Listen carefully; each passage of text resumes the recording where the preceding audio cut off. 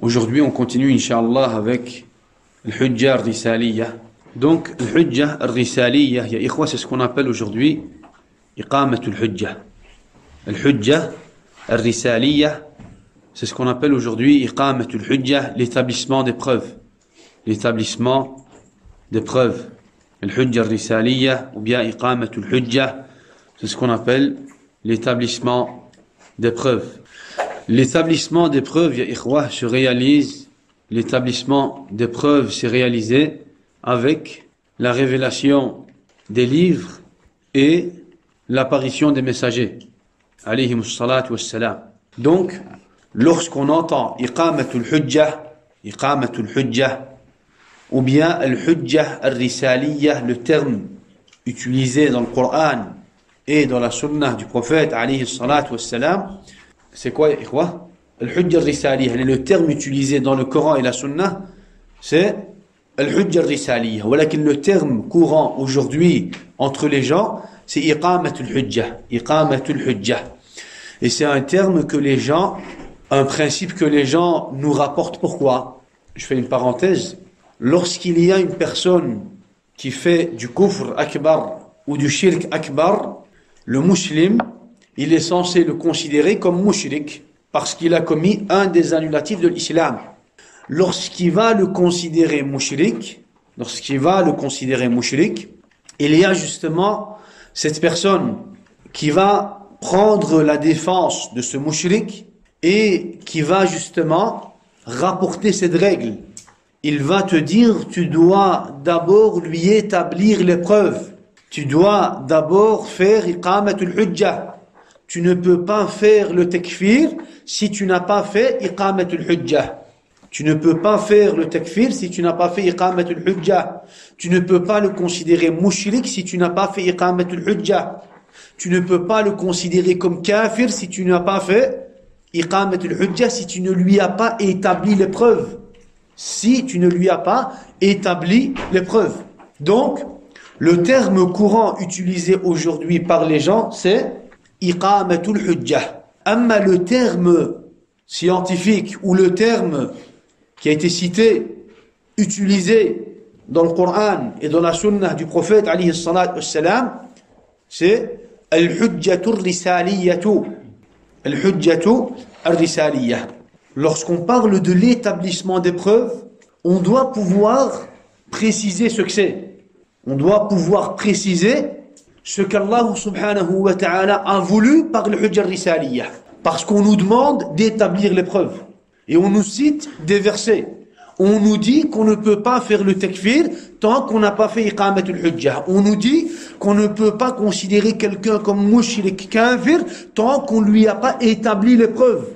La question qu'on va se poser et qu'on va lui poser à cette personne, que veut dire l'établissement des preuves? Qu'est-ce qu'on doit comprendre par l'établissement des preuves? Qu'est-ce qu'on doit comprendre par Iqamatul Hujja? Qu'est-ce qu'on doit comprendre par Al-Hujja Al-Risaliyya? C'est ce qu'on va expliquer aujourd'hui.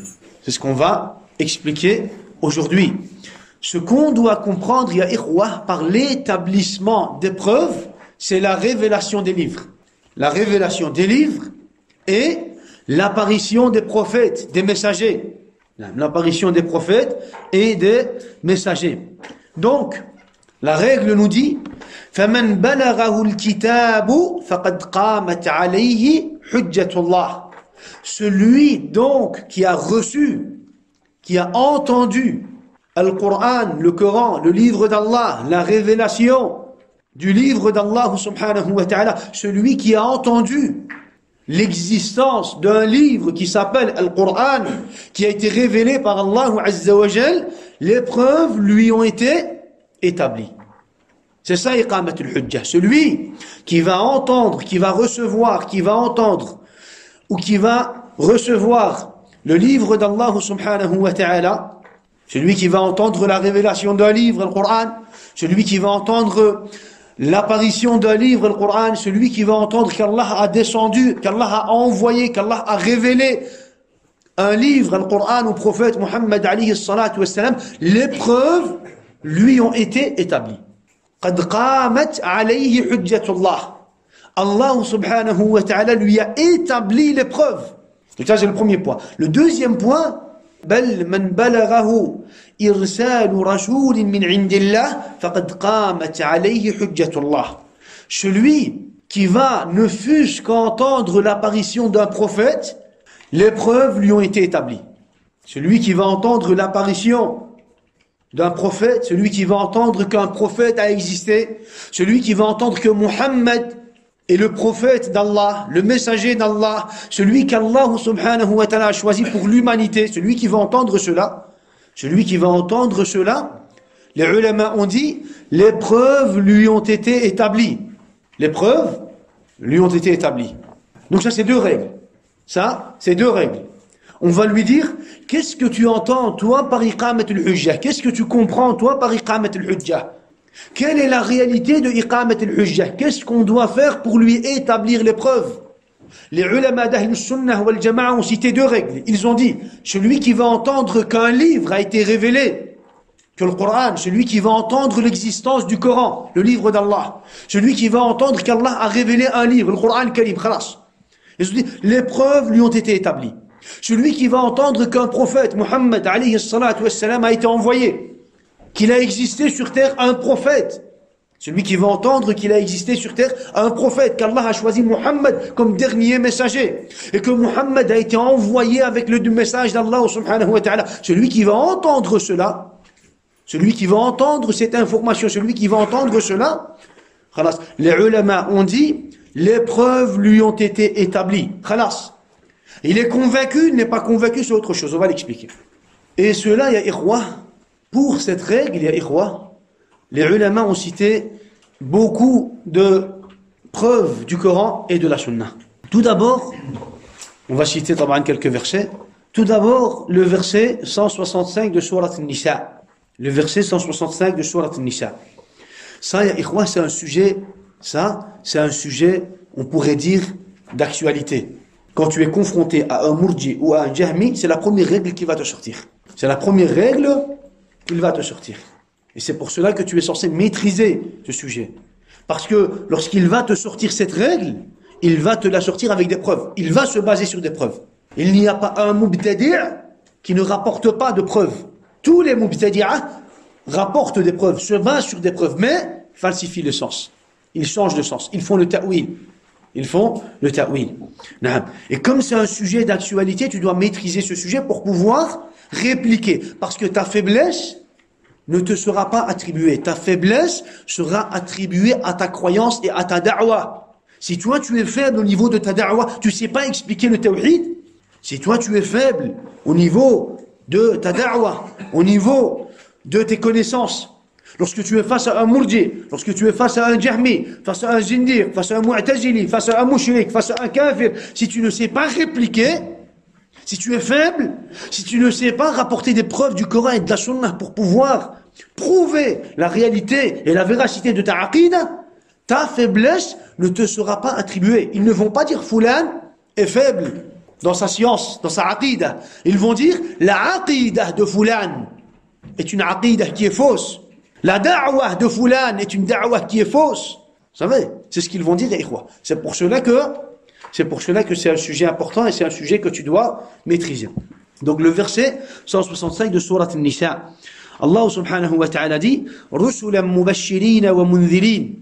Rusulan mubashirina wa munzirina li'alla yakuna lin-nasi 'ala Allahi hujjatun ba'da ar-rusul wa kana Allahu 'azizan hakima.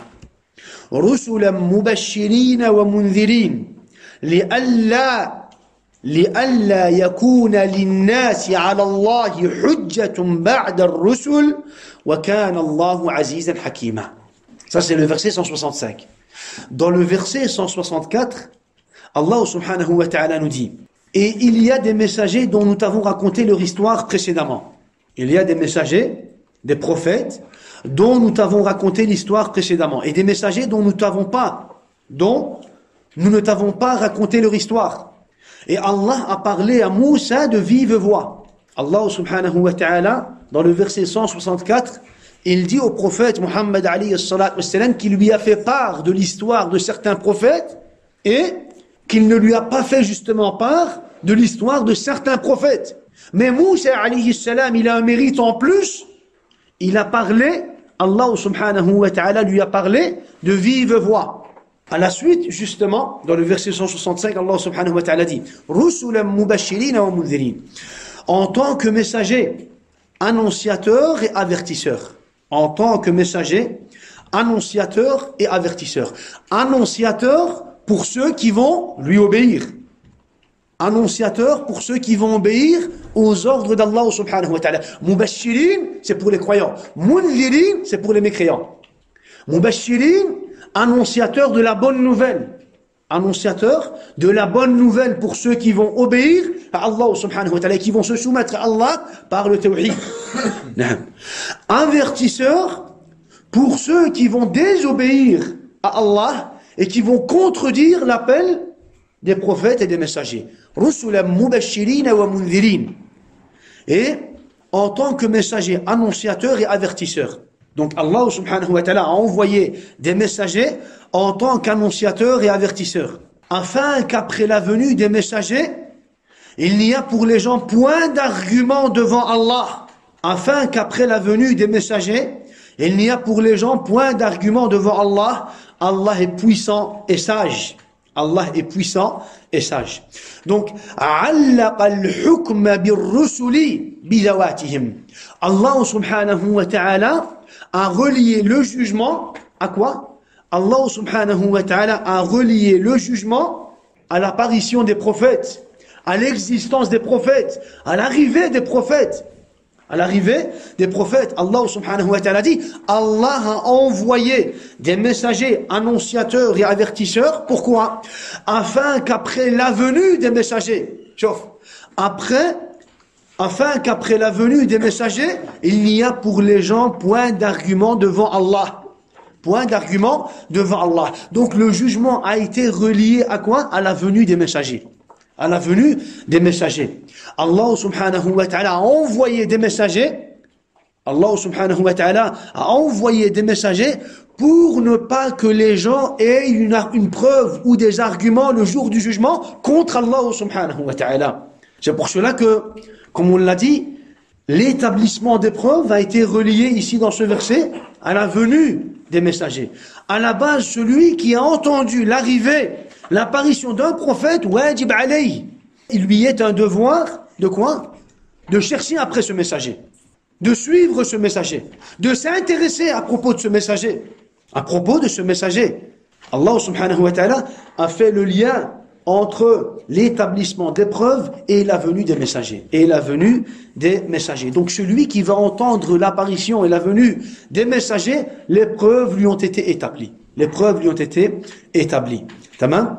Les ulama ont dit فيه دليل على أن الله تعالى لا يعذب الخلق قبل بعثة الرسل. Les savants ont dit ce verset est une preuve qu'Allah subhanahu wa ta'ala ne châtiera pas les gens tant qu'il ne leur a pas envoyé de quoi? De messagers en tant qu'avertisseurs et annonciateurs. En tant qu'annonciateurs et avertisseurs. Donc, رسلا مبشرين ومنذرين لئلا يكون للناس على الله حجة بعد الرسل وكان الله عزيزا حكيما. Afin qu'après la venue des messagers, il n'y a plus pour les gens d'arguments devant Allah. Afin que les gens n'aient plus d'arguments devant Allah subhanahu wa ta'ala. Et pour ne pas que les gens, Yawm al-Qiyamah, disent « Ya Rabbi, tu ne nous as pas envoyé de messagers. » Tu ne nous as pas envoyé de messagers. Pour ne pas que les gens aient des arguments le jour du jugement devant Allah. Pour ne pas que les gens s'excusent devant Allah. Pour ne pas que les gens se présentent devant Allah avec des excuses. Avec le ma'dhira, avec des excuses, avec le hujja, avec des preuves. Allah dit qu'il a envoyé des messagers en tant qu'annonciateur et avertisseur. C'est pour cela que les savants ont dit, à la base on comprend de ce verset que celui qui entend l'apparition et la venue d'un messager, il lui est un devoir de suivre, de chercher à propos de ce messager. À l'apparition du prophète Muhammad alayhi salatu wassalam, le dernier messager, à l'apparition du dernier prophète Muhammad alayhi salatu wassalam, il était un devoir aux gens, aux habitants de la terre, de chercher et de s'intéresser à propos de ce prophète Muhammad alayhi salatu wassalam. Et la preuve d'Allah a été établie sur eux avec la venue du prophète. Ils ont été convaincus ou non? C'est encore un autre sujet. Ils l'ont rencontré ou non? Ils ont accepté son message ou non? La preuve a été établie avec la venue, l'apparition du dernier prophète, alayhi salatu wassalam. Les savants, lorsqu'ils ont expliqué ce verset, ils ont cité le hadith de Sa'd ibn Ubadah, ya ikhwa. Le hadith de Sa'd ibn Ubadah. ولا أحد أحب ولا أحد أحب إليه العذر من الله ومن أجل ذلك بعث الله رسلا منذرين ومبشرين. Qu'est-ce qu'on doit comprendre de cette phrase, ya ikhwa? Qu'est-ce que ça veut dire? À la base, ya ikhwa, c'est une parole qui a été dite sur la parole de qui? Sur la parole de Sa'd ibn Ubadah. Al-udhr, on peut l'utiliser pour l'excuse et pour l'avertissement. Pour l'excuse et pour l'avertissement. Walakin ici en français, quand ça a été traduit, ça a été traduit, on va dire, avec l'excuse. Walakin à la base, les ulama ont dit, ici, al-ma'na as-sahih, c'est quoi? C'est l'avertissement. C'est l'avertissement pour ne pas qu'il y ait d'excuses. C'est l'avertissement pour ne pas qu'il y ait d'excuses. Donc ici, il dit, il n'y a personne qui aime l'avertissement plus qu'Allah subhanahu wa ta'ala. C'est pour cela qu'Allah azza wa jalla, avant de châtier et de punir, qu'est-ce qu'il a fait? Il a envoyé des prophètes pour fermer la porte à quoi? À l'excuse. Dans ce hadith qui explique ce verset, on comprend que, encore une fois, l'établissement des preuves a été relié à quoi? À la venue des messagers. À la venue des messagers. Et c'est pour cela, et c'est à cause de cela qu'Allah a envoyé des messagers pour avertir, pour ne pas que les gens aient encore des excuses le jour du jugement. Le jour du jugement. Donc ça c'est le premier verset. رسلا مبشرين ومنذرين لئلا يكون للناس على الله حجة بعد الرسل وكان الله عزيزا حكيما. Le deuxième verset c'est le verset 15 de sourate Al-Isra. Le deuxième verset c'est le verset 15 de sourate Al-Isra. وما كنا معذبين حتى نبعث رسولا. وما كنا معذبين حتى نبعث رسولا. Et nous n'avons jamais puni, châtié un peuple avant de lui avoir envoyé un messager. Ou alors tu peux dire, et nous ne châtierons jamais un peuple avant de lui avoir envoyé un messager. C'est le verset 15 de sourate Al-Isra. وَمَا كُنَّا مُعَذِّبِينَ حَتَّى نَبْعَثَ رَسُولًا. Donc ici, ya ikhwa, regardez, on a le tableau, نعم. وَمَا كُنَّا مُعَذِّبِينَ حَتَّى نبعث رسولا معذبين حتى نبعث رسولا. Et nous ne châtierons jamais un peuple tant que nous leur avons pas envoyé, tant que nous lui avons pas envoyé de quoi? De messagers. Allah subhanahu wa ta'ala, il parle ici de quoi? Du châtiment. Mu'adhibina. C'est pour ça qu'on a dit qu'il y avait quoi? Qu'il y avait 3 chapitres dans ce sujet. On a al-asma, on a al-ahkam et on a al-adab ou alors al-ta'dib. Al-asma, c'est tout ce qui concerne les noms. Mushrik, kafir, fasiq, munafiq, zindiq, ila akhiri. Ça c'est les noms. Al-ahkam, c'est tous les jugements qui sont basés sur les différentes catégories de noms. Quand on va dire musulman, il y a toute une série de jugements qui va se baser sur ce nom. Quand on va dire mushrik, il y a toute une série de jugements qui va se baser sur ce nom. Quand on va dire fasiq, munafiq, il y a toute une série de jugements qui va venir se baser sur ces catégories de noms. Al-adhab, c'est quoi? Al-adhab, c'est le châtiment, la punition. C'est le châtiment et la punition. Les ulama d'Ahl Sunnah wal Jama'a, qu'est-ce qu'ils ont fait? Ils ont fait la différence entre ces 3 catégories. Amma Ahlul Bid'ah, qu'est-ce qu'ils ont fait? Ils ont fait de ces 3 catégories une seule catégorie. Une seule catégorie. Dans la première catégorie, on va dire le sujet qu'on a expliqué la dernière fois, al-asma, quelqu'un qui va faire du shirk akbar, il est considéré mushrik. Il est considéré mushrik. S'il est considéré mushrik, il y a toute une série de jugements qui va venir se baser sur quoi? Sur ce nom. لا يصلى عليه ولا يكفن ولا إلى آخره ولا يورث إلى آخره الأسماء والأحكام. Quelqu'un qui va faire du shirk akbar, il va être considéré comme mushrik. Et il y a toute une série de jugements qui va venir se baser sur son nom. Sur ce nom. Est-ce qu'il va justement mériter al-adhab ou pas? Est-ce qu'il va être châtié, oui ou non? Ça, c'est le troisième sujet, ça. Ça, c'est le troisième sujet. Allah subhanahu wa ta'ala, lorsqu'il parle de l'établissement des preuves, regardez, lorsqu'Allah subhanahu wa ta'ala parle de l'établissement des preuves, il ne parle pas de nom. Il ne parle pas de nom. Il parle de châtiment. Il dit, nous ne châtierons jamais un peuple qui n'a pas reçu de messager. L'établissement des preuves a été relié à quoi? L'établissement des preuves a été relié à l'apparition d'un messager, et cela a été relié à quoi? Au châtiment, à l'adhab. L'établissement des preuves, c'est pas pour lui donner le nom, mushrik. C'est pour savoir s'il va être châtié, oui ou non. C'est pour savoir s'il va être châtié, oui ou non. C'est pour savoir s'il va mériter l'adhab, oui ou non. C'est pour cela qu'Allah dit وَمَا كُنَّا مُعَذِّبِينَ حَتَّى نَبْعَثَ رَسُولًا. L'établissement des preuves a été relié à quoi? A été relié à la venue des messagers, et la venue des messagers a été reliée au fait de mériter le châtiment. Au fait de mériter le châtiment, ya ikhwa. Donc ici, مُعَذِّبِينَ حَتَّى نَبْعَثَ رَسُولًا.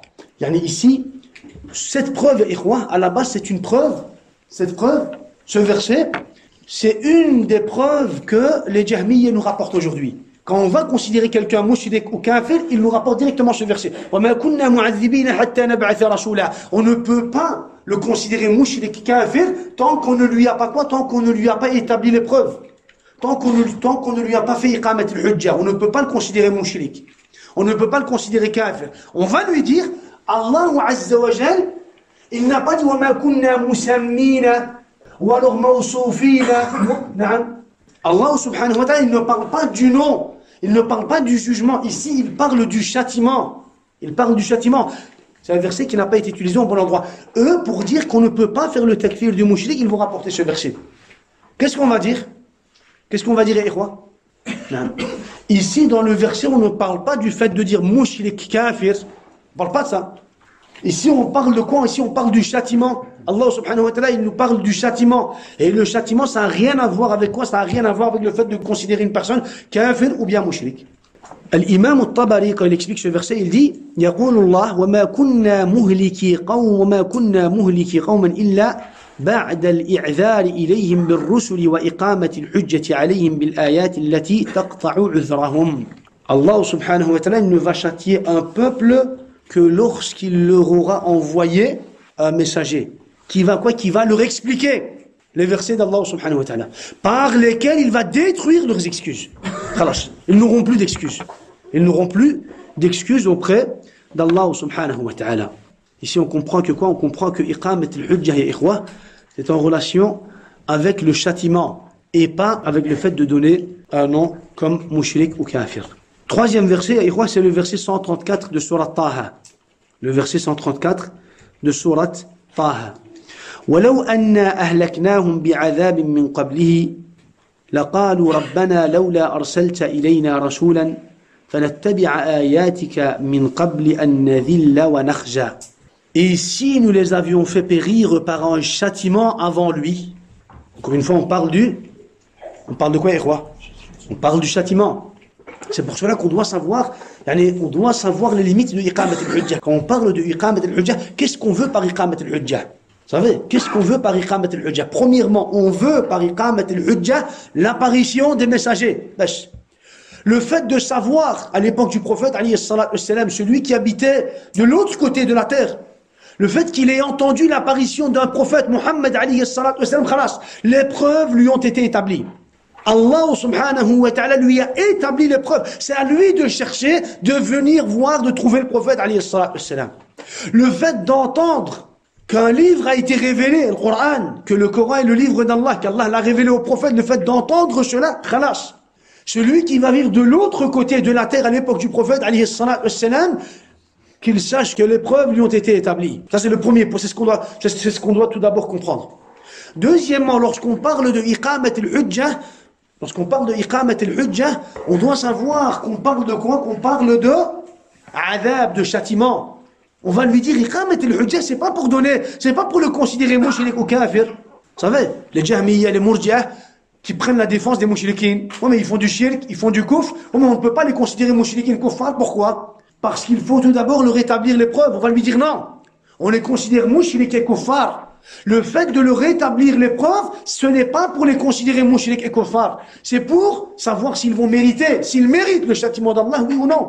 Donc ça, c'est le deuxième point. C'est le deuxième point. Voilà qu'ici, de ce verset, on comprend tout d'abord que l'établissement des preuves est en relation avec le châtiment. Et puis on comprend que c'est relié directement à l'apparition du prophète Mohammed alayhi salatu wassalam, ou à l'apparition du messager. À l'apparition du messager. Et si nous les avions fait périr par un châtiment avant lui, avant Mohammed. Avant Mohammed. Donc avant Mohammed, il n'y a pas de quoi, ikhwan? Avant Mohammed, avant le prophète Mohammed alayhi salatu wassalam, il n'y a pas de preuve. Il n'y a pas de preuve. Les preuves vont être établies avec l'apparition du prophète Mohammed alayhi salatu wassalam. Donc avant Mohammed, il n'y a pas alayhi salatu wassalam, il n'y a pas de preuve. Malgré cela, qu'est-ce qu'il y a? Il y a quoi? Il y a les noms. Les noms. Avant l'apparition du prophète Mohammed alayhi salatu wassalam, comme on l'a expliqué auparavant, les noms existaient déjà à la base. Mushrik, kafir, ça existait déjà à la base. Mushrik, kafir, ça existait même avant l'apparition du prophète Mohammed, même avant l'établissement des preuves. Qu'est-ce qui va changer après l'apparition du prophète Mohammed? C'est al-ahkamu wa al-adhab. Mais ici, on parle plutôt de l'adhab. On parle plutôt de l'adhab. Qu'est-ce qui va changer après l'apparition du prophète Mohammed? C'est le fait de savoir si c'est un peuple qui mérite l'adhab, le châtiment, est-ce qu'Allah va les châtier, oui ou non. Fi dunya ou fi l'akhirah. Selon le détail, on va expliquer. Donc Allah subhanahu wa ta'ala dit, et si nous les avions fait périr par un châtiment avant lui, malgré qu'ils sont considérés comme mushrikoun kuffar, ils auraient certainement dit, ô notre Seigneur, pourquoi ne nous as-tu pas envoyé de messagers? Chauffe. Même les mushrikoun yawm al-qiyamah, Allah subhanahu wa ta'ala nous dit que si Allah les aurait châtiés, si Allah subhanahu wa ta'ala les aurait châtiés, Yawm al-Qiyamah, ils auraient dit, ô notre Seigneur, pourquoi ne nous as-tu pas envoyé de messagers? Nous aurions alors suivi tes enseignements avant d'avoir été humiliés et jetés dans l'ignominie, le déshonneur. Qu'est-ce qu'on comprend du verset? Pour ne pas qu'ils viennent Yawm al-Qiyamah avec cette excuse, ya ikhwa, pour ne pas qu'ils disent, Lawla arsalta ilayna rasulan. Ô notre Seigneur, pourquoi ne nous as-tu pas envoyé de messagers? Pour ne pas que le jour du jugement, les kuffars, mushrikoun, viennent avec cette excuse, Allah subhanahu wa ta'ala, qu'est-ce qu'il a fait? Il a établi les preuves. Avec quoi? Avec l'apparition des messagers. Et pour ne pas que les gens, yawm al-qiyamah, le jour du jugement, disent, Lawla arsalta ilayna rasulan, on a une excuse. On a une excuse. On ne mérite pas d'être châtié. On ne mérite pas de souffrir en enfer. Pourquoi ne nous as-tu pas envoyé de messagers? Pour ne pas que le jour du jugement, ils viennent avec cette excuse, car ce qu'Allah subhanahu wa ta'ala a fait, il a envoyé des messagers. Il a envoyé des messagers, il a envoyé le prophète Mohammed alayhi salatu wassalam, et il ne les a pas châtiés avant lui, avant le prophète Mohammed. Avant le prophète Mohammed. Parce qu'Allah subhanahu wa ta'ala, on comprend du verset que s'il aurait châtié Quraysh avant Mohammed, ils auraient dit, Lawla arsalta ilayna rasulan, tu nous aurais envoyé un messager avant de nous anéantir, on aurait obéi à tes ordres et on aurait suivi ce messager. Pour ne pas qu'ils viennent justement avec cette excuse, Allah subhanahu wa ta'ala a établi les preuves, seulement avec quoi? Seulement avec l'apparition du prophète Mohammed alayhi salam. Dès le premier jour, le prophète alayhi salatu wassalam, lorsqu'il est monté sur la montagne de Safa et qu'il a commencé à dire, dites la ilaha illallah et sauvez vos personnes de l'enfer, du châtiment de l'enfer. J'ai été envoyé pour vous en tant qu'annonciateur et avertisseur. Dès le premier jour, khalas, les preuves d'Allah ont été établies sur l'humanité. Ils n'ont plus d'excuses. Ils n'ont plus d'excuses auprès d'Allah subhanahu wa ta'ala. Donc ici, encore une fois, le jugement a été relié à la venue des messagers. À la venue des messagers. Pourquoi est-ce qu'on doit préciser ça? Parce que le mushrik, le jahmi, le murji, qu'est-ce qu'il va te dire? Tu ne peux pas le considérer, tu ne peux pas considérer celui qui va faire du shirk akbar tant que tu ne lui as pas expliqué, tant que tu ne lui as pas fait quoi? Iqamat al-hujja, tu ne lui as pas établi les preuves. Oh, mais ça veut dire quoi établir les preuves? Il va te dire, ça veut dire, le fait de lui expliquer, tu dois ouvrir Kitab al-Tawhid, tu dois ouvrir le Coran al-Karim, tu dois ouvrir des livres de hadith, Sahih al-Bukhari, Sahih Muslim, et tu vas commencer à lui expliquer la religion. Mais qui t'a dit ça? Allah, Azza wa Jalla, dans le Coran, il a parlé de l'Hujja al-Risaliyya, et il nous a fait comprendre que quoi? Il nous a fait comprendre que les preuves ont été établies seulement avec l'apparition et la venue des messagers. Allah, il ne nous a pas dit que les messagers, que les preuves ont été établies avec quoi? Une fois que les messagers sont venus et qu'ils ont expliqué la religion pendant 23 ans, le prophète, alayhi salatu wassalam, 13 ans à la Mecque et 10 ans à Médine. Non. Avec la venue des messagers, les preuves ont été établies. Le verset suivant, c'est le verset 59 de Sourate Al-Qasas. Le verset 59 de Sourate Al-Qasas. وَمَا كَانَ رَبُّكَ مُهْلِكَ الْقُرَى حَتَّى يَبْعَثَ فِي أُمِّهَا رَسُولًا يَتْلُو عَلَيْهِمْ آيَاتِنَا وَمَا كُنَّا مُهْلِكِ الْقُرَى إِلَّا وَأَهْلُهَا ظَالِمُونَ. Ton Seigneur ne fait pas périr des cités avant d'avoir envoyé dans leur métropole un messager pour leur réciter nos versets. Ton Seigneur ne fait pas périr, il ne châtie pas des cités avant d'avoir envoyé dans leur métropole un messager. Un messager. Donc le châtiment d'Allah subhanahu wa ta'ala est relié à quoi?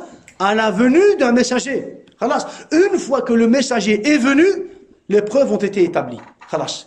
Ce peuple mérite le châtiment d'Allah subhanahu wa ta'ala. Ils sont kuffar, mushrikoun, mais en plus de cela, ils méritent le châtiment d'Allah subhanahu wa ta'ala. Ton Seigneur ne fait pas périr des cités avant d'avoir envoyé dans leur métropole un messager pour leur réciter nos versets. Et nous ne faisons périr les cités que lorsque leurs habitants sont injustes. Dans le verset, encore dans un autre verset, dans Surat Al-Mulk, le verset 8, les versets 8 et 9, كلما ألقي فيها فوج سألهم خزنتها ألم يأتكم نذير قالوا بلى قد جاءنا نذير فكذبنا وقلنا ما نزل الله من شيء إن أنتم إلا في ضلال كبير. Toutes les fois qu'un groupe y est jeté en enfer, toutes les fois qu'un groupe y est jeté, ces gardiens leur demandent, les gardiens de l'enfer leur demandent, quoi? Ne vous est-il pas venu d'avertisseurs? Subhanallah. Iqamat al-hujja est relié à quoi? À la venue des avertisseurs. C'est pour cela que les anges, ils savent bien que Iqamat al-Hujja est basé sur quoi? Est basé sur la venue des messagers. Le jour où le messager est apparu, les preuves d'Allah ont été établies sur l'humanité. Le jour où Moussa alayhi salam est venu, khalas, la preuve d'Allah subhanahu wa ta'ala a été établie sur terre. Le jour où Isa alayhi salam est venu, la preuve d'Allah a été établie sur terre, sur les gens. Le jour où le prophète alayhi salam a été envoyé, la preuve d'Allah a été établie sur les gens, sur l'humanité. Et c'est pour cela que les anges vont questionner, ils vont poser cette question à qui? Ils vont poser cette question aux gens, aux kuffars, aux mushrikoun qui vont être jetés en enfer. Ils vont leur dire quoi? Ne vous est-il pas venu d'avertisseurs? Ils vont dire, mais si, un avertisseur nous était venu, certes, mais nous avons crié au mensonge et nous avons dit, Allah n'a rien fait descendre. Et nous avons dit, Allah n'a rien fait descendre. Vous n'êtes que dans un grand égarement. Subhanallah. Tamam? Donc ça c'est important, ya ikhwa. Ça, c'est important. Par exemple, encore dans un autre verset, dans Surat Al-An'am, dans Surat Al-An'am, يا معشر الجن والإنس ألم يأتكم رسل منكم يا معشر الجن والإنس ألم يأتكم رسل منكم يقصون عليكم آياتي وينذرونكم لقاء يومكم هذا قالوا شهدنا على أنفسنا وغرتهم الحياة الدنيا وشهدوا على أنفسهم أنهم كانوا كافرين ذلك أن لم يكن ربك مهلك القرى بظلم وأهلها غافلون. Les versets 130 et 131 de Surat Al-An'am. Allah subhanahu wa ta'ala dit, ô communauté des djinns et des humains, ô communauté des djinns et des humains, ne vous est-il pas venu des messagers? Iqamat al-hujja, ne vous est-il pas venu des messagers choisis par vous? Des messagers choisis par vous, qui vous ont raconté mes signes et qui vous ont averti de la rencontre de ce jour? Ils diront, nous témoignons contre nous-mêmes. Bien sûr, nous avons reçu de messagers. Nous avons reçu des messagers, annonciateurs et avertisseurs. Nous témoignons contre nous-mêmes. La vie présente les a trompés. Et ils ont témoigné contre eux-mêmes qu'en vérité ils étaient mécréants. Subhanallah. Ils ont témoigné contre eux-mêmes qu'en vérité ils étaient mécréants. On a entendu le messager mais on n'a pas cru. Regardez comment Allah subhanahu wa ta'ala termine le verset. ذلك أن لم يكن ربك مهلك القرى بظلم وأهلها غافلون. C'est le début du verset 131. c'est que ton Seigneur n'anéantit point injustement des cités dont les gens ne sont pas encore avertis. C'est que ton Seigneur n'anéantit point injustement des cités dont les gens ne sont pas encore avertis. On va lui dire, qu'est-ce que tu veux dire par Iqamat al-Hujja? Iqamat al-Hujja, ça veut dire qu'il faut lui expliquer. On va lui expliquer, et puis on va lui expliquer. Si après lui avoir expliqué, il n'a quand même pas accepté, à ce moment-là, on va voir si on peut faire son takfir. On va lui dire non, ça n'a rien à voir.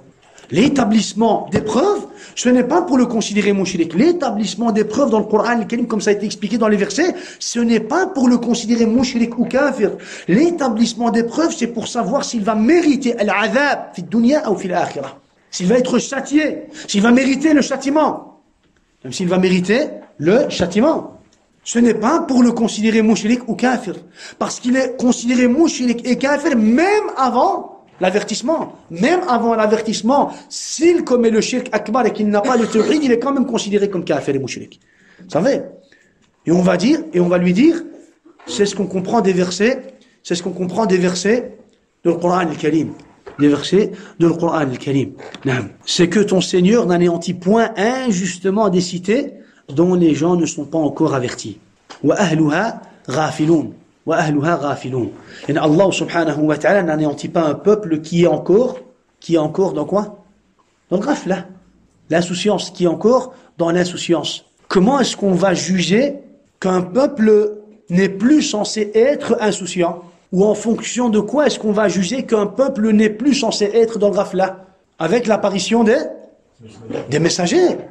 Allah subhanahu wa ta'ala dit, c'est que ton Seigneur n'anéantit pas injustement des cités dont les gens sont encore dans l'insouciance. Ça veut dire que lorsqu'ils reçoivent l'avertissement, lorsque les preuves d'Allah ont été établies, ils ne sont plus censés être dans l'insouciance. Ils ne sont plus censés être dans l'insouciance. Pourquoi? Parce que les preuves d'Allah ont été établies. Donc, ya ikhwa, en résumé, la azaba, wala ثواب ولا عقاب ولا جنة ولا نار مطلقا لا في الأصول ولا في الفروع حتى يأتي خبر من السماء أو حتى يأتي رسول من عند الله تبارك وتعالى. Vous savez, donc on comprend que il n'y a pas de azab, de punition, il n'y a pas de châtiment, il n'y a pas de punition, il n'y a pas de punition, il n'y a pas de souffrance en enfer tant qu'il n'y a pas eu d'établissement de preuves. Tant qu'il n'y a pas eu d'établissement de preuves. Donc il n'y a pas de châtiment, il n'y a pas de souffrance, il n'y a pas de sanction, il n'y a pas de punition, que ça soit dans les bases de la religion ou alors dans les applications secondaires de la religion, tant qu'il n'y a pas de quoi? Tant qu'il n'y a pas de khabar min ash-shama, l'établissement de preuves, tant qu'il n'y a pas eu d'établissement de preuves. Que veut dire établissement de preuves? La venue d'un messager et l'apparition ou la révélation du livre d'Allah subhanahu wa ta'ala. Lorsqu'un messager va apparaître, ou lorsque le livre d'Allah va être descendu sur terre, khalas, les preuves ont été établies par Allah subhanahu wa ta'ala, plus personne n'aura plus d'excuses. Et ça, encore une fois, c'est au contraire de ce qu'on appelle mas'alatu al-asma, ou bien hukmu al-asma. Tamam? Hukmu al-asma. Vous savez, celui qui ne sait pas faire la différence entre l'asma wa al-ta'dhib, al-asma ou al-ahkam, ou bien al-asma ou al-ta'dhib, celui qui ne sait pas faire la différence entre ces catégories, d'office, il aura quoi? D'office, il aura khalal fil aqidah, il aura un manque, il aura une faiblesse, il aura peut-être même un égarement, valal, il aura du kufr dans l'aqidah, il aura du kufr dans l'aqidah. Les ulama d'Ahl al-Sunnah wal Jama'a, ils ont fait la différence entre l'asma et al-ta'dhib. Al-asma, il est considéré mushrik, kafir, avant la prophétie, après la prophétie. Qu'il ait entendu le livre d'Allah, qu'il n'ait rien entendu du livre d'Allah, qu'il ait rencontré un prophète, qu'il n'ait jamais rencontré un prophète, qu'il soit seul, très loin des gens, qu'il soit très loin, qu'il vive très loin sur une terre, très loin, entre des montagnes, dans une vallée, dans une forêt, dans le Sahara, dans le désert. Ça n'a aucune importance. S'il n'a pas le tawhid de l'islam, il est mushrik. Dans tous les cas. S'il n'a pas le tawhid de l'islam, s'il n'a pas en lui la réalité de l'islam et la réalité du tawhid, il est considéré mushrik et kafir. Que que ce soit avant ou après. Amma à propos de l'adhab, c'est basé sur quoi? C'est basé, le châtiment est basé sur l'établissement des preuves. Tu nous parles de l'établissement des preuves pour la première catégorie, ça c'est batil. Aucun savant d'Ahl Sunnah wal Jama'a a dit que l'établissement des preuves était basé sur la première catégorie, al-asma. Ça c'est batil. L'établissement des preuves est basé sur quoi? Sur le fait de savoir s'il mérite le châtiment ou non. S'il mérite le châtiment ou non. Iqamat al-hujjah, le terme que les gens utilisent aujourd'hui, iqamat al-hujjah, ce n'est pas pour lui donner le nom. C'est pour savoir s'il mérite le châtiment. وَمَا كُنَّا مُعَذِّبِينَ حَتَّى نَبْعَثَ رَسُولًا. Il te rapporte ce verset, tu lui dis, regarde, ce verset est un verset contre toi. Allah, il ne dit pas, وَمَا كُنَّا مُسَمِّينَ. Allah, il parle de quoi? Il parle de l'adhab. وَمَا كُنَّا مُعَذِّبِينَ. Il est mushrik. Walakin, il ne méritera le châtiment que lorsqu'il recevra l'établissement des preuves. Tamam? Donc, en général, ces versets, yufassiru ba'duha ba'da. Ces versets s'expliquent les uns les autres, Vous savez, on a besoin de rassembler. C'est pour cela que Tariqat Ahl Sunnah wal Jama'a, c'est le fait de rassembler tous les versets qui parlent du même sujet.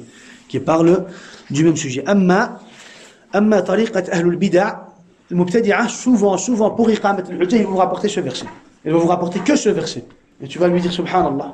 التوقف على آية واحدة استدلال طريقة أهل البدع وأهل الزيغ. Le fait de se limiter à un seul verset pour prouver ou pour déduire une compréhension, c'est la méthodologie d'Ahl al-Bid'a, des innovateurs. Et il y a autant de versets dans le Coran al-Karim qui nous parlent de quoi? Qui nous parlent de l'établissement des preuves, de l'Hujja al-Risaliyya. Pourquoi est-ce qu'à chaque fois vous nous rapportez ce verset? Et même ce verset est un verset qui est contre vous. Par exemple, on a aussi le verset 208 de Surat al-Shu'ara. Le verset 208 de Surat al-Shu'ara. وَمَا أَهْلَكْنَا مِنْ قَرْيَةٍ إِلَّا لَهَا مُنذِرُونَ. Subhanallah, c'est un verset qui explique ce verset. Le verset 208 de Surat al-Shu'ara. وَمَا أَهْلَكْنَا مِنْ قَرْيَةٍ إِلَّا لَهَا مُنذِرُونَ.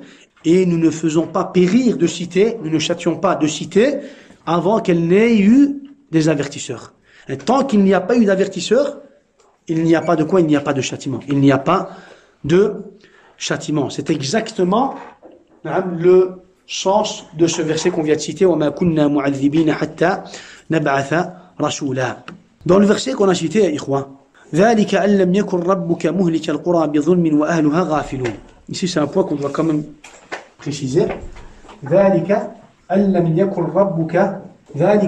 يَكُنْ رَبُّكَ مُهْلِكَ الْقُرَى بِظُلْمٍ وَأَهْلُهَا غَافِلُونَ.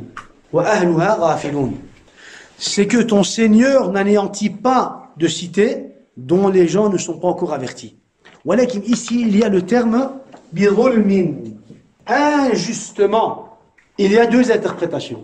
Nous, on l'a interprété dans la traduction, ça a été interprété par une des deux interprétations.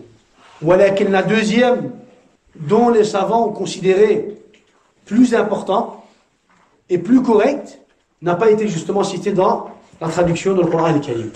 ذَلِكَ أَن لَّمْ يَكُنْ رَبُّكَ مُهْلِكَ الْقُرَى بِظُلْمٍ وَأَهْلُهَا غَافِلُونَ. Première interprétation, بِظُلْمٍ, injustement, qui revient, injustement, c'est un des qualificatifs du châtiment ou bien d'Allah subhanahu wa ta'ala. Allah subhanahu wa ta'ala n'allait pas anéantir injustement un peuple qui n'a pas été averti. Pourquoi? Parce qu'Allah subhanahu wa ta'ala ne fait pas de l'injustice. C'est le premier sens. Le deuxième sens, bi-zulmin, est un qualificatif de al-qura. Al-qura, c'est un peuple qui fait du zulm. Et le zulm voulu dans ce verset, c'est quoi? C'est le shirk. C'est le shirk. Donc Allah subhanahu wa ta'ala n'allait pas anéantir un peuple à cause de leur injustice avant même de les avertir. Donc dans le premier sens, bi-zulmin revient est considéré comme quoi? Bi-zulmin est considéré comme un qualificatif qui revient à lafzul jalal Allah. Allah n'allait pas châtier injustement un peuple qui n'a pas encore été averti. Le deuxième sens, Allah n'allait pas anéantir un peuple qui commet de l'injustice du shirk tant qu'il ne les a pas avertis. un peuple qui commet du shirk, qui est mushrik à la base, Allah subhanahu wa ta'ala il ne va pas les châtier, dunya wal akhirah, ça on va en parler, tant qu'ils n'ont pas été avertis. Iqamat al-hujja, c'est pour l'adab. Allah il ne châtie pas, tant qu'il n'a pas averti. C'est pour cela qu'il dit que s'il aurait châtié, ils auraient dit, mais on n'a pas reçu de messager. Donc Allah subhanahu wa ta'ala, avant de châtier, avant d'anéantir, qu'est-ce qu'il fait? Il envoie un messager. Il établit l'épreuve. Et c'est justement la parole que le prophète a dit à propos de Sa'd ibn Mu'adh. Comment Sa'd ibn Ubadah pourrait se comporter de telle façon? Donc ça, c'est deux explications.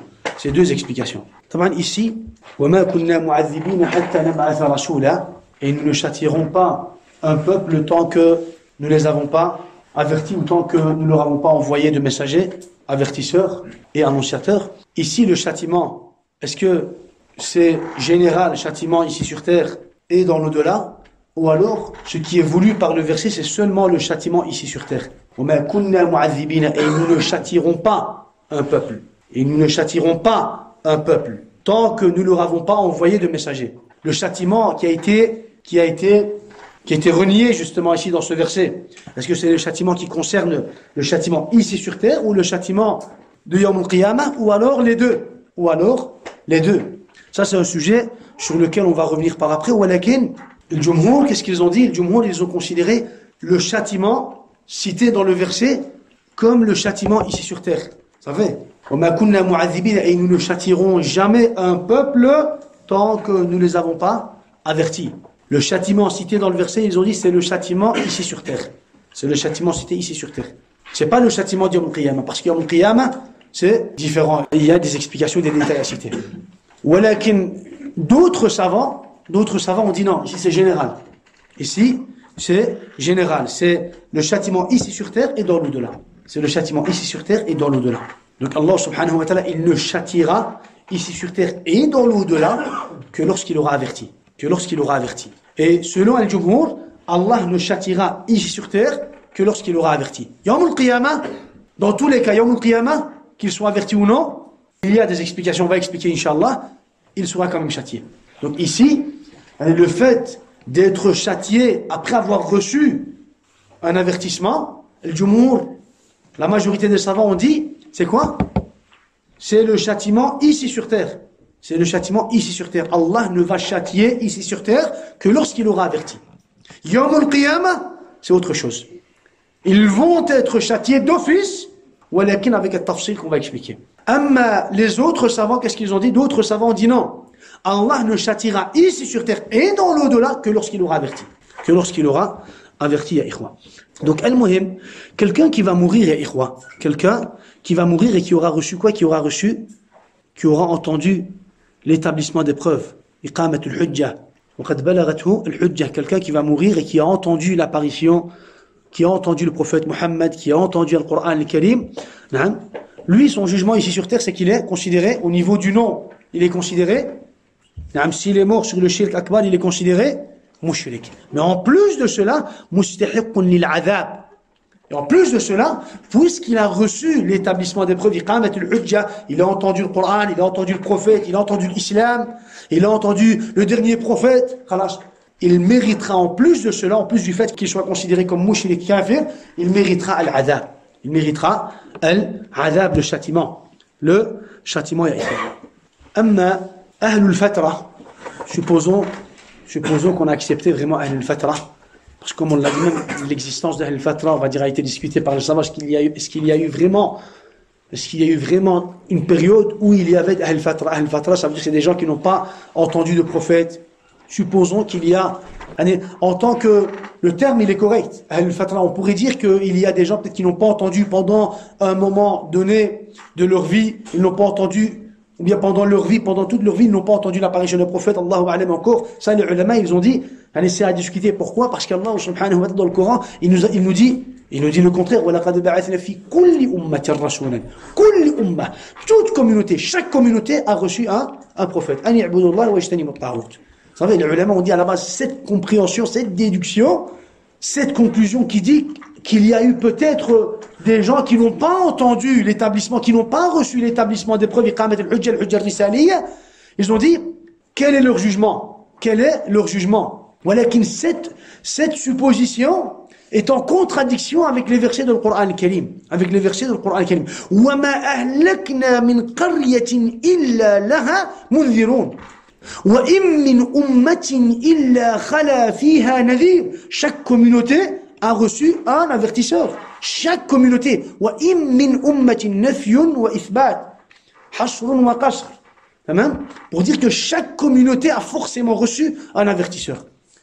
Voilà qu'ils supposons que il y a eu des gens qui n'ont pas reçu de quoi? Qui n'ont pas reçu d'avertisseur. Ils n'ont pas reçu d'avertisseur. Ni ils ont entendu un prophète, ni ils ont reçu la nouvelle d'un livre. Bil ittifaq, bil ijma', où ils sont considérés mushrikoun. Ils sont considérés mushrikoun. Est-ce qu'ils mériteront le châtiment de façon générale? Est-ce qu'ils mériteront le châtiment d'une façon générale? Là, tu dois dire là. Tu dis pas Allahu A'lam, tu dis là. Pourquoi? Parce qu'Allah dit qu'il ne châtira que lorsqu'il aura averti. Allah dit il ne châtira que lorsqu'il aura averti. Donc, ils ne mériteront pas le châtiment. Ils ne mériteront pas le châtiment tant qu'ils n'ont pas été avertis. Et comment on va savoir s'ils ont été avertis ou non? S'ils ont entendu le nom, pour aujourd'hui, s'ils ont entendu le nom du prophète Mohammed, khalas, ils ont été avertis. S'ils connaissent qu'ils s'attribuent à l'islam ou alors qu'ils s'attribuent à autre chose, qu'ils s'attribuent à l'islam ou alors à une autre religion. Nasara, al-Yahoudi, al-Boudhi, ila akhiri. Quel que soit l'endroit où il vit, s'il a entendu Muhammad, le prophète, alayhi salatu wassalam, le prophète d'Allah, azza wa jal, Allah a envoyé un prophète qui s'appelle Muhammad. Les musulmans croient au prophète Muhammad. Ça fait, les musulmans croient au prophète Muhammad. Muhammad est considéré comme le dernier prophète chez les musulmans. Il a entendu Muhammad, khalas. Les preuves lui ont été établies. Bas. Tu n'as pas besoin de lui expliquer. Tu n'as pas besoin de lui donner plus de détails. C'est à lui de courir. C'est à lui de courir. C'est à lui de chercher. C'est à lui de s'intéresser à propos de cet homme. S'il a entendu juste Al-Qur'an, khalas. Les preuves lui ont été établies. Même s'il n'a jamais lu le Coran al-Karim, même s'il n'a jamais pris Al-Coran, même s'il n'a jamais récité le Coran al-Karim de sa vie, les preuves lui ont été établies. C'est à lui de courir. Il mérite le châtiment. Il mérite le châtiment. Il mérite le châtiment. S'il meurt, en parlant de celui qui n'a rien reçu, il n'a ni entendu prophète, il n'a ni entendu la révélation d'un livre, et puis il est mort. Est-ce qu'il mérite le châtiment? Non, il ne mérite pas le châtiment. Il ne mérite pas le châtiment. Et justement, c'est un sujet qu'on va aborder.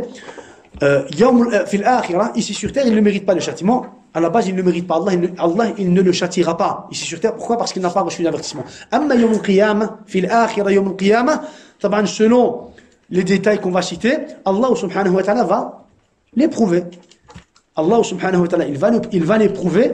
Et c'est selon ces épreuves, selon son obéissance, sa soumission à Allah subhanahu wa ta'ala, yawm al-qiyamah, selon, on va dire, les résultats de ces épreuves, yawm al-qiyamah, qu'il méritera ou le châtiment, ou alors la récompense, le paradis, ou l'enfer, ou le paradis. Allah subhanahu wa ta'ala va l'éprouver, yawm al-qiyamah. Celui qui n'a rien reçu, ya ikhwa, celui qui n'a rien reçu. Bil ittifaq, bil ijma', ils sont considérés mushrikoun.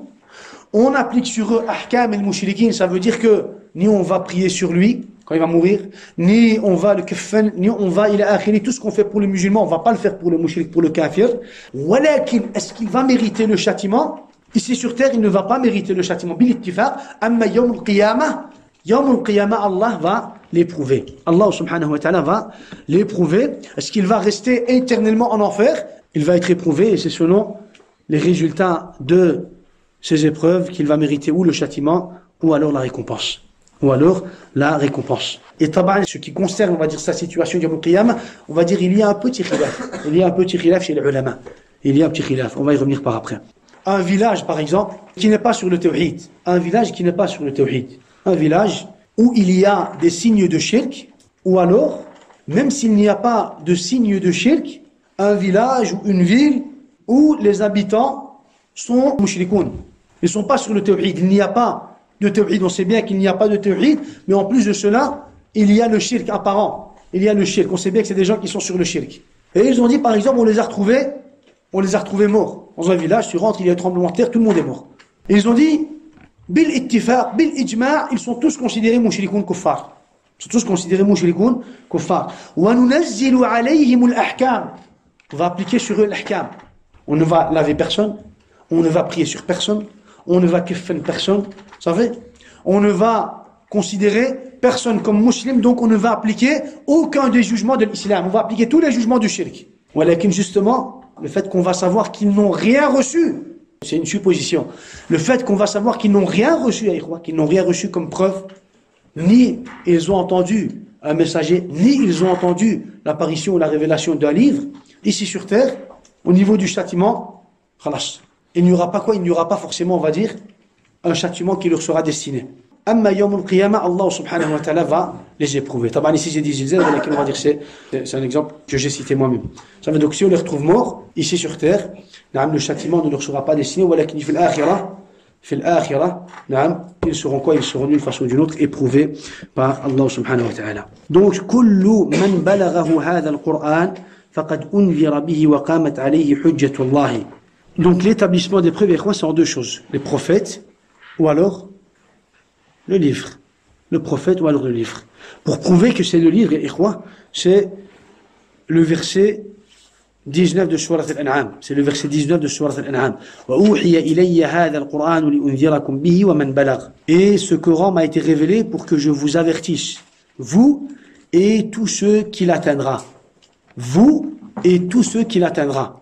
Celui dont le Coran l'atteindra, ça veut dire qu'il a été averti. Et ce Coran, Allah subhanahu wa ta'ala ordonne au prophète alayhi salatu wassalam de dire, et ce Coran m'a été révélé pour que je vous avertisse. Ce Coran m'a été révélé pour que je vous avertisse, vous et tous ceux qui l'atteindra. Les ulama ont dit, toute personne qui recevra le Coran, ou dont le Coran l'atteindra, il aura été averti. Il aura été averti de la part d'Allah subhanahu wa ta'ala. Et aussi le verset 1, le premier verset de Surat Al-Furqan. Tabarak alladhi nazzala al-Furqana ala abdihi liyakuna lil alamin nadhira. Qu'on exalte la bénédiction de celui qui a fait descendre le livre de discernement sur son serviteur, afin qu'il soit un avertisseur à l'univers. Le Coran al-Karim est un avertisseur à l'univers. Liyakuna al-Furqan lil alamin nadhira. Pour que le Furqan, pour que le livre de discernement soit un avertisseur à l'univers. Donc quand on parle de Iqamat al-Hujjah, on parle de l'Kitab, du livre d'Allah, ou alors de la venue des messagers. Et si tu maîtrises ces versets et que tu arrives à prouver cela, celui qui est devant toi, il n'aura plus quoi? Il n'aura plus de parole. Il n'aura plus de quoi parler. Parce que pour lui, l'établissement des preuves, c'est le fait de lui expliquer les preuves. On va lui dire, attends, le fait de lui expliquer les preuves, ça c'est une compréhension, une déduction que tu sors de ta poche. C'est toi qui l'interprètes de cette façon. Le fait de lui expliquer le tawhid, le fait de lui rapporter les preuves, de lui expliquer, on va dire le tawhid en se basant sur un livre, le fait de le porter chez un savant pour que le savant lui explique le tawhid, le fait de lui donner le temps, le fait de lui laisser, on va dire, quelques semaines, quelques mois, quelques années pour qu'il puisse comprendre le tawhid, ça, c'est une compréhension que toi-même tu rapportes, que toi-même tu déduis.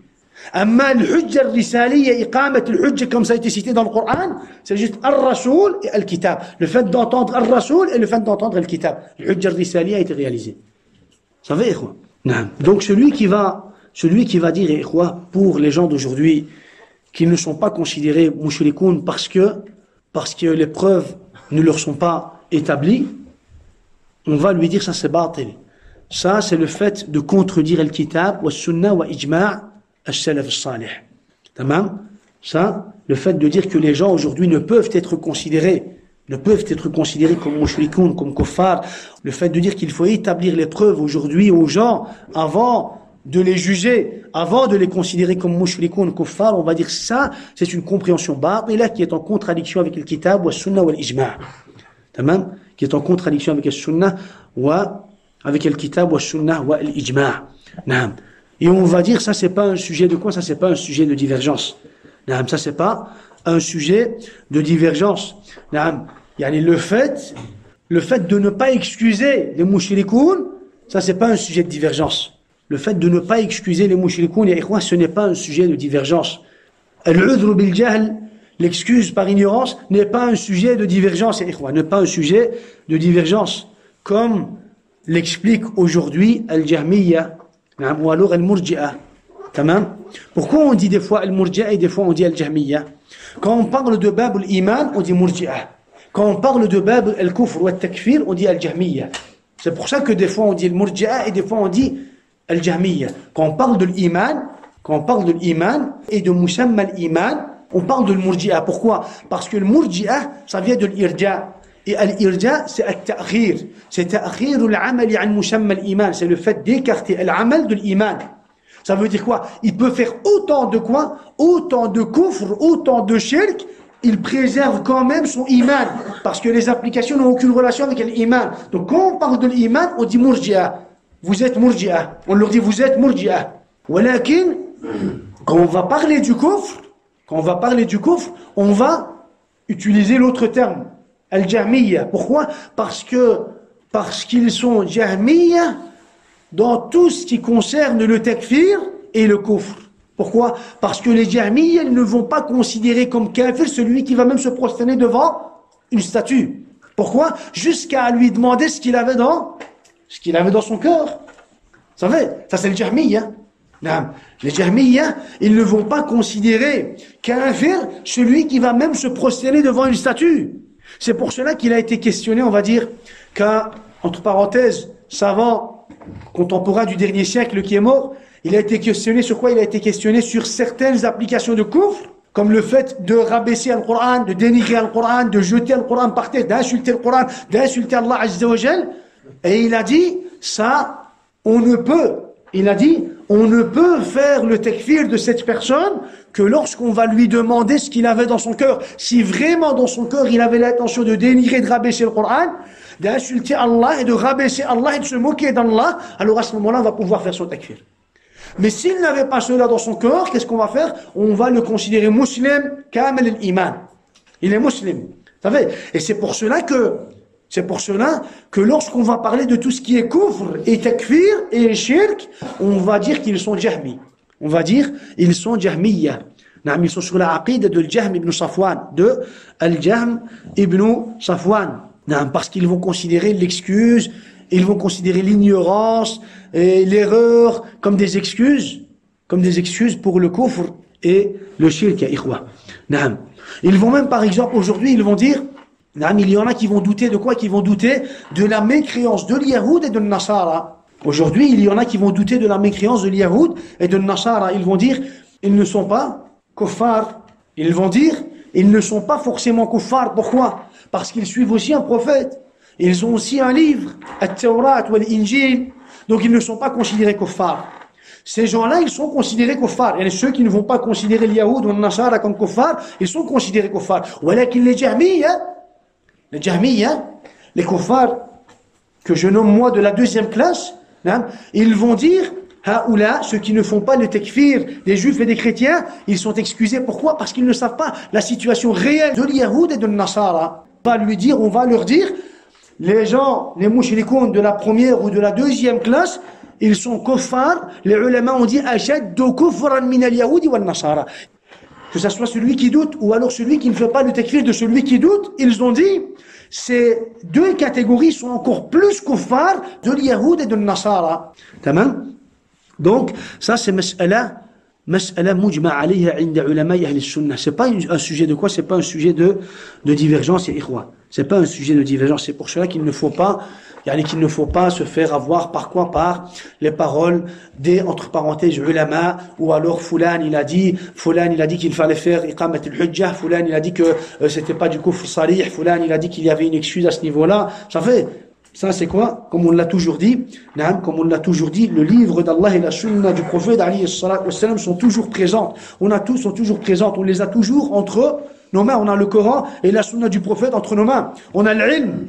Et on a toujours les livres des ulama d'Ahl Sunnah wal Jama'a entre nos mains. Et il n'y a aucun savant d'Ahl Sunnah wal Jama'a qui nous a dit que celui qui va commettre du shirk akbar, il est quand même considéré comme musulman parce qu'il est ignorant.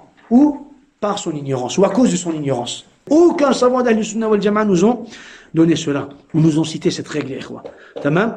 C'est pour cela qu'on doit savoir, ikhwa, qu'il y a des règles qu'il y a des règles mujma' alayha 'inda al-ulama. C'est pour cela que dans Nawaqid al-Islam, Cheikh al-Islam Mohammed, qu'est-ce qu'il dit?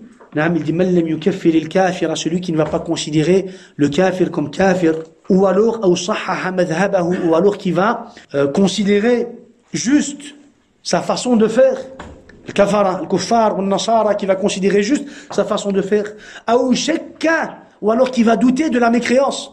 Qui va douter de la mécréance des kuffars. Il dit, fahuwa kafirun. L'ijma' il est considéré comme kafir.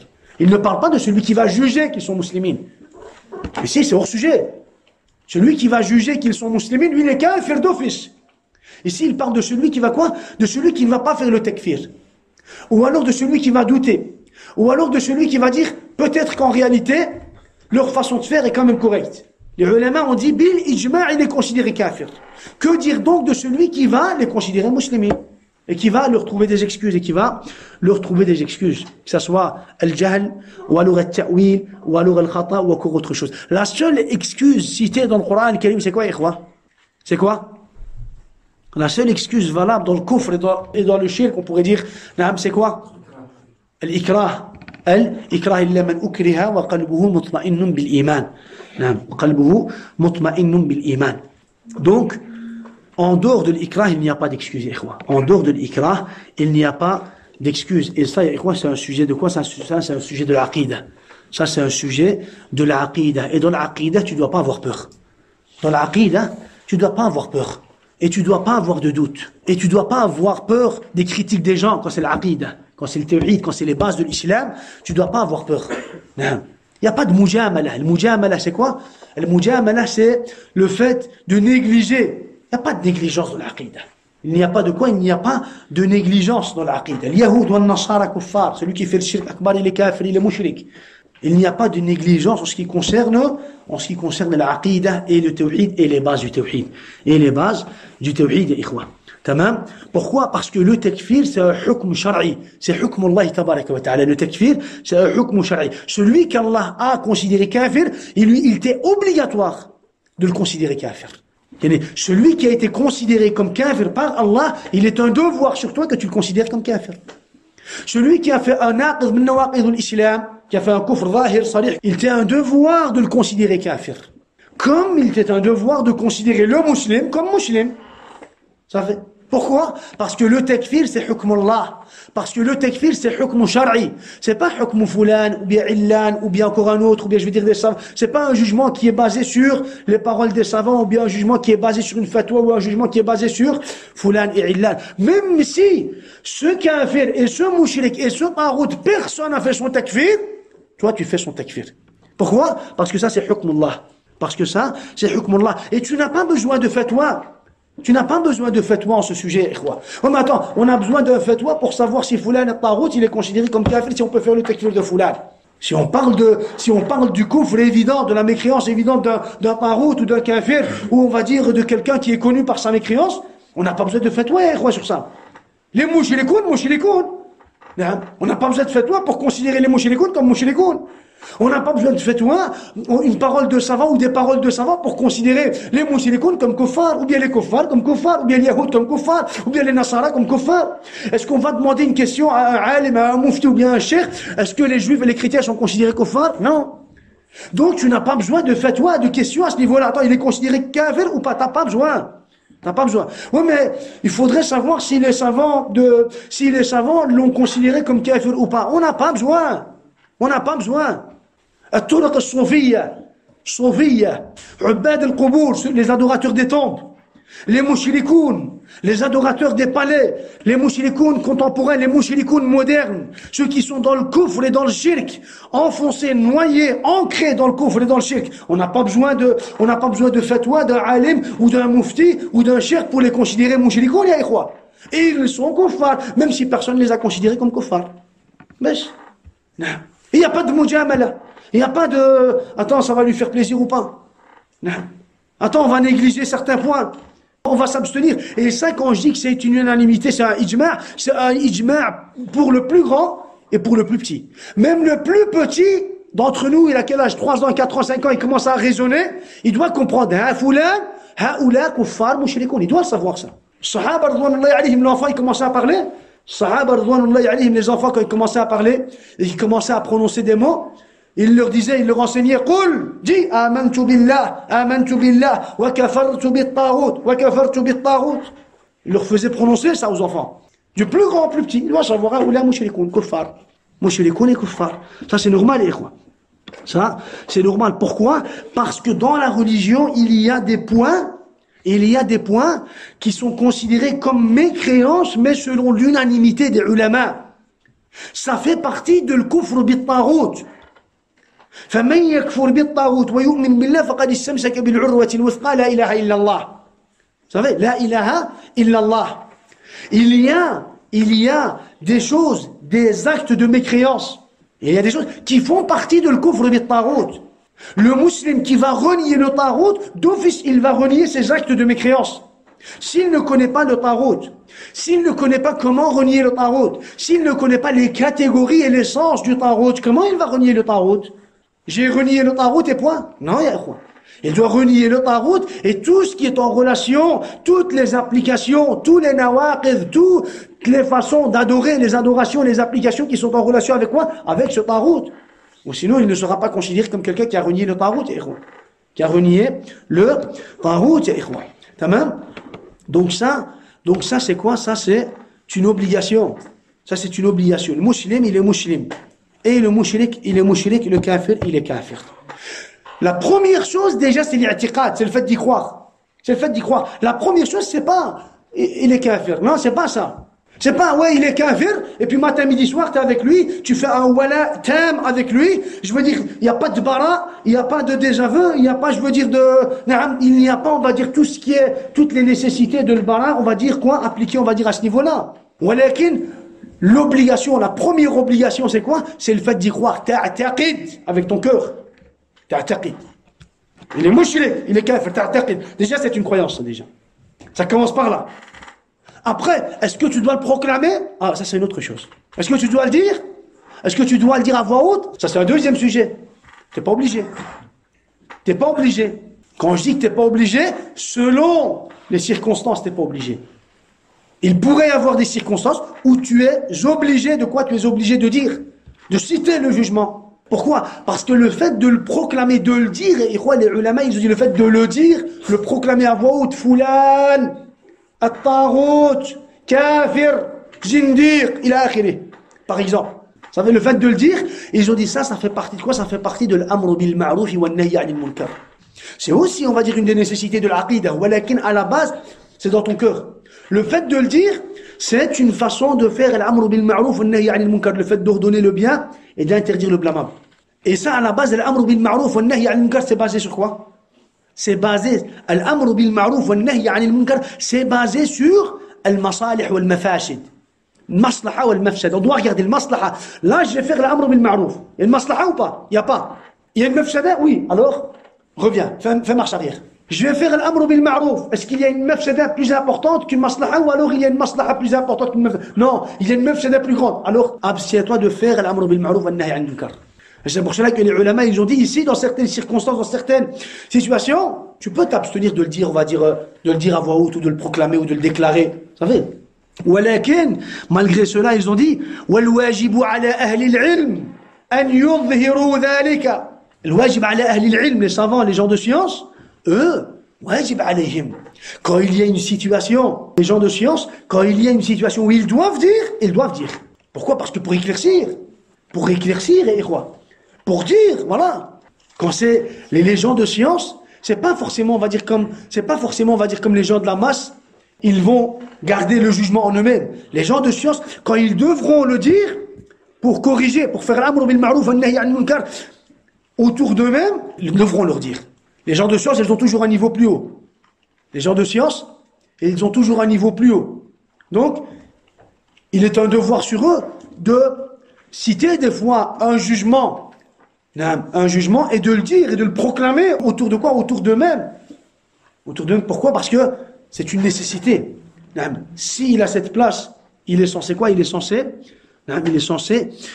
justement proclamer cela parce que c'est l'amr bil ma'ruf wa nahy 'anil munkar. C'est un point, c'est un sujet peut-être que les gens, ils en ont besoin. Les gens, ils en ont besoin, ou sinon peut-être ils vont tomber dans le doute. Ils vont peut-être, on va dire, tomber dans le coffre, dans l'égarement. Donc les gens, ils ont besoin de savoir cela. Ils ont besoin de savoir cela.